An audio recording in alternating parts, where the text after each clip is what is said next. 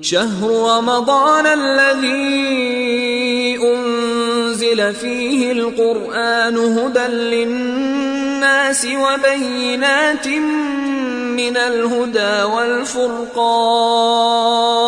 اعوذ باللہ من الشیطان اللعین الرجیم بسم اللہ الرحمن الرحیم الحمد للہ وکفا وسلام علی عبادہ الذین اصطفیٰ محمد وعطرتہ الطاہرہ اما بعد۔ ماہ رمضان المبارک کے 8ویں دن کی دعا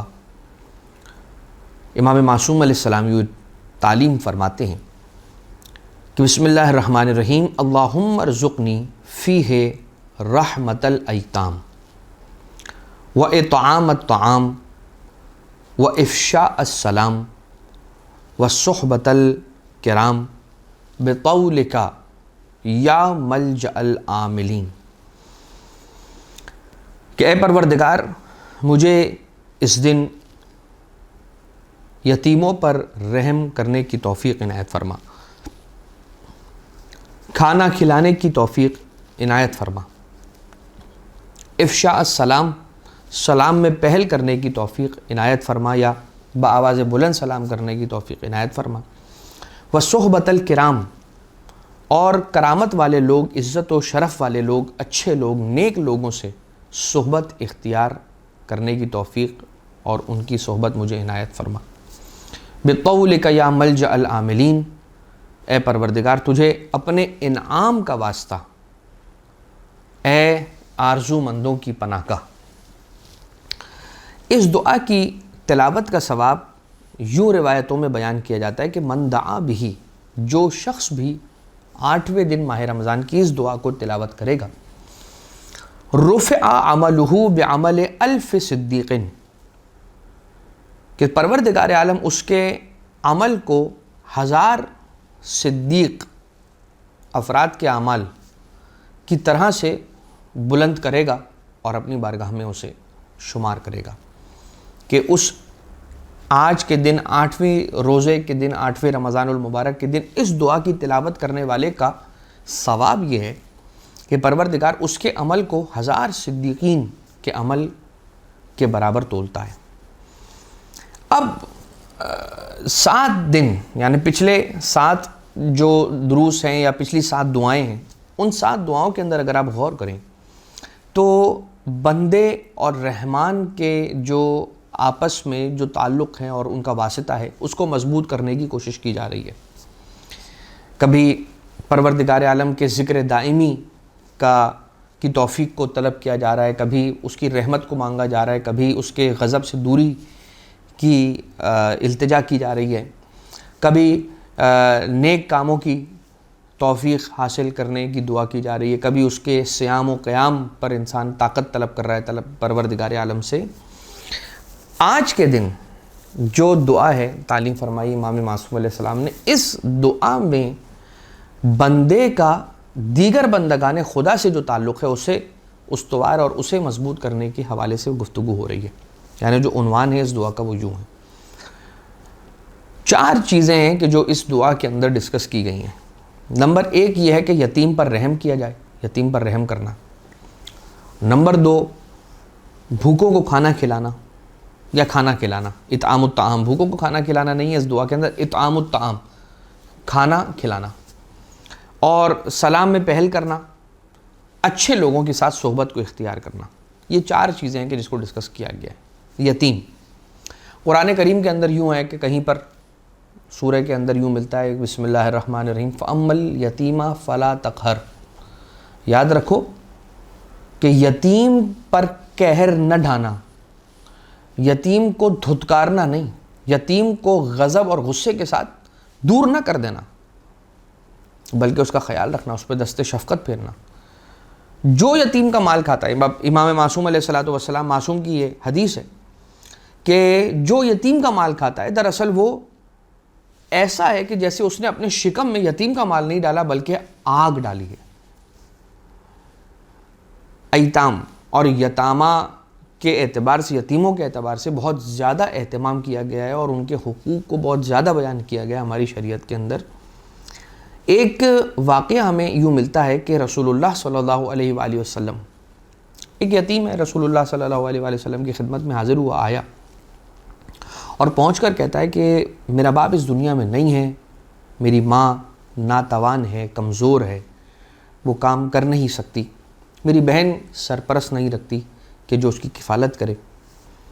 خدا نے جو چیزیں آپ کو عطا کی ہیں، رسول اللہ صلی اللہ علیہ وآلہ وسلم سے یہ آنے والا ایک یتیم بچہ کہہ رہا ہے کہ اللہ نے جو چیزیں آپ کو عطا کر رکھی ہیں، اس کی جو عنایت کردہ چیزیں آپ کے پاس ہیں، ان میں سے کچھ مجھے اطعام کریں، اس میں سے کچھ مجھے کھلائیں۔ رسول صلی اللہ علیہ وآلہ وسلم سن کر بہت محزون ہوئے، بہت غمگین ہوئے، بہت سیڈ ہوئے، اور رسول نے فرمایا تم نے کتنے اچھے انداز میں بات کی ہے اور تم نے کتنے اچھے الفاظ کا چناؤ کیا ہے اپنا مطلب پہنچانے کے لیے۔ اس کے بعد رسول نے جناب بلال حبشی کو صدا دی اور اپنے قریب بلایا اور فرمایا کہ ازواج کے کمروں میں سے جو کچھ تھوڑا بہت ہو سکے وہ کھانے کے لیے لے آؤ۔ جناب بلال حبشی تشریف لے گئے، ایک کٹورا بھر کے لے کر آئے کھجوروں کا، اور اس کٹورے کے اندر کل 21 کھجوریں تھیں۔ رسول اللہ صلی اللہ علیہ وآلہ وسلم نے 7 کھجوریں نکال کر اس یتیم بچے کے ہاتھ پہ رکھی، اس کی ہتھیلی پہ رکھی 7 کھجوریں، اور باقی جو 14 کھجوریں بچ گئیں، یہ 14 کھجوریں بھی 7 کر کے اس بچے کو دیتے گئے رسول، عنایت کرتے گئے، عطا کرتے گئے، اور یہ فرماتے گئے کہ یہ 7 تیری والدہ کے لیے، اور یہ آخری جو 7 بچی ہیں یہ تیری بہن کے لیے، لے جا۔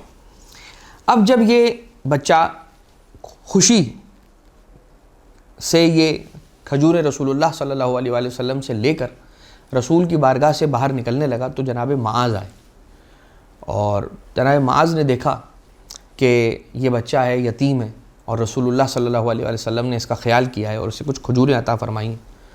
یہ دیکھ کر جناب معاذ نے، اس کے سر پر صحابی رسول نے اس بچے کے سر پر ہاتھ پھیرا شفقت اور محبت سے، اور کچھ الفاظ تسلی کے اس بچے کو دینے لگے، اور اسے تسلی دینے لگے کہ دیکھ رسول ہیں، ہم ہیں، تیرا خیال کریں گے، فکر نہ کرنا۔ جیسے وہ بچہ چلا گیا تو رسول نے اپنے اس صحابی سے کہا کہ دیکھو میں نے تمہارا یہ رویہ اور یہ سلوک، اچھا سلوک اس یتیم بچے کے ساتھ دیکھا ہے اور مجھے بہت خوشی ہوئی ہے، اور یاد رکھنا پروردگار عالم نے یہ فیصلہ کیا ہے کہ جو کوئی بھی یتیم کے سر پر ہاتھ پھیرتا ہے شفقت سے، محبت سے، تو اس کے ہاتھوں کے نیچے، اس کی ہتھیلی کے نیچے، اس یتیم کے سر پہ موجود جتنے بال ہیں، اس کا ہاتھ اس بچے کے سر سے گزرتا ہوا جتنے بال اس کے ہاتھوں کے نیچے آتے ہیں، ہر ایک بال کے عوض پروردگار عالم اس کے درجات میں اضافہ کرتا ہے، اس کے گناہوں سے درگزر کرتا ہے، اور اسے جنت الفردوس کے اندر بلند مقام اور اسے عزت اور شرف والا مقام عطا کرتا ہے۔ یہ رسالت مآب صلی اللہ علیہ وسلم نے اس حدیث کو ارشاد فرمایا۔ رسول اللہ صلی اللہ علیہ وسلم مزید یہ ارشاد فرماتے ہیں کہ انا و کافل الیتیم، میں اور یتیم کی کفالت کرنے والا ایسے ہوں گے جنت میں، ایسے 2 انگلیاں اپنی بیان کی اور اسے مشاہدہ کرواتے ہوئے فرمایا کہ ایسے ہوں گے، انا و کافل الیتیم کہاتین فی الجنہ، کہ ان 2 انگلیوں کی طرح سے ہوں گے جنت میں، اتنا قریب ہوں گے، اتنا قریب ہوگا یتیموں کی کفالت کرنے والا رسول صلی اللہ علیہ وآلہ وسلم کے ساتھ جنت الفردوس میں۔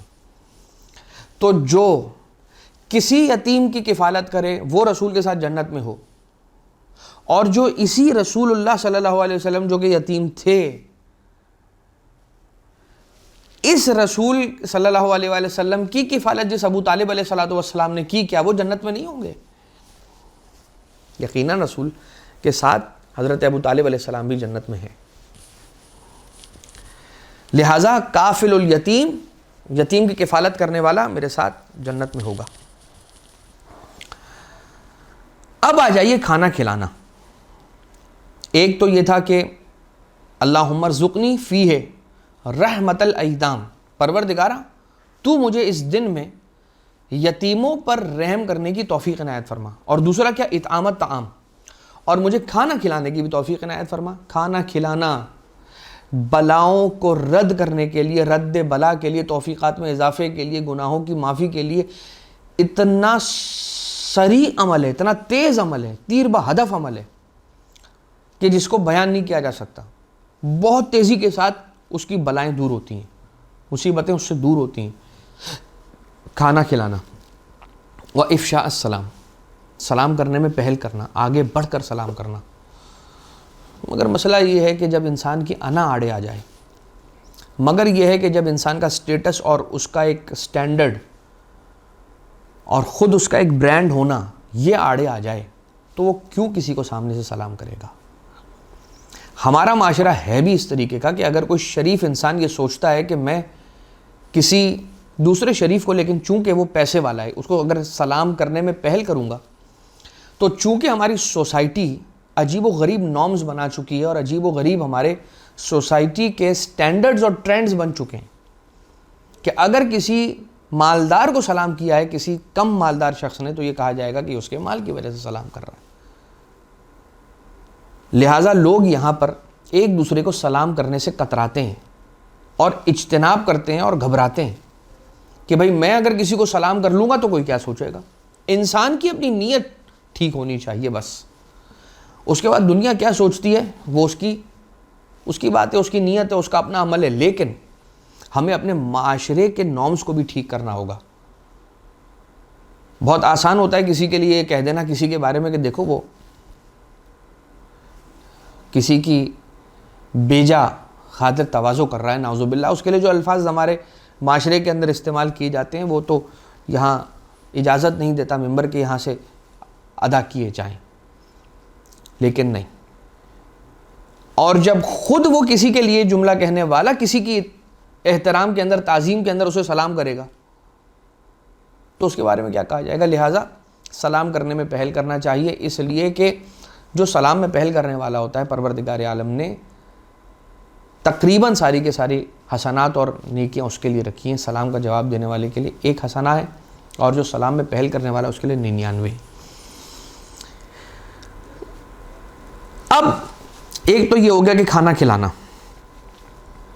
یہ توفیقات میں اضافے کا سبب بنتا ہے. سلام میں پہل کرنا کھانا کھلانے والے کے لیے خود چھٹے امام علیہ الصلوۃ والسلام نے ایک اور حدیث ارشاد فرمائی ہے کہ جو کسی مومن کو کھانا کھلاتا ہے پروردگار عالم اس پر، یعنی اللہ اپنے آپ پر، خود پر یہ حق سمجھتا ہے اس شخص کا کہ جو کسی مومن کو کھانا کھلائے. کیا حق سمجھتا ہے؟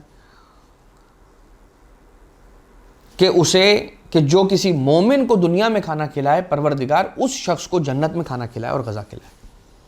تو جنت میں کھانا کھلانے کے لیے پروردگار عالم کو اس شخص کو پہلے جنت بھیجنا پڑے گا. جب وہ جنت جائے گا تو اسے کھانا کھلایا جائے گا. تو اس کے معنی یہ ہوئے کہ جو شخص کسی مومن کو کھانا کھلا رہا ہے وہ جنت میں بھی جائے گا، اور جنت میں جب جائے گا تو رب ذوالجلال کا یہ فیصلہ ہے کہ میں اسے جنت کی غذا کھلاؤں گا جو دنیا میں میرے کسی مومن بندے کو غذا کھلاتا ہے.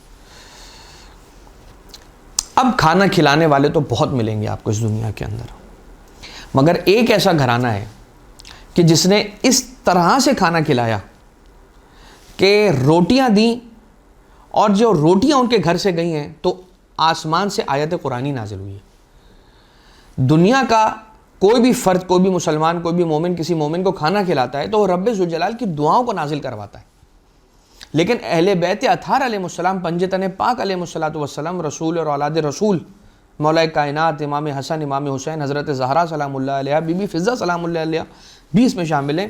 یہ وہ ہستیاں ہیں کہ جب یہ اپنا کھانا دیتی ہیں، یہ ہستیاں یتیمن و مسکینن و اسیرا، تو یہ بارگاہ الہی سے سورہ نازل کروا لیتی ہیں. ان کا عمل اتنا خالص ہے. انما نطعمکم لوجہ اللہ لا نرید منکم جزاء ولا شکورا. کیسے ہوں گے وہ کھانا کھلانے والے کہ جو کھانا کھلا کے آیات قرآنیہ نازل کروا لیں؟ کیسے ہوں گے وہ کھانا کھلانے والے؟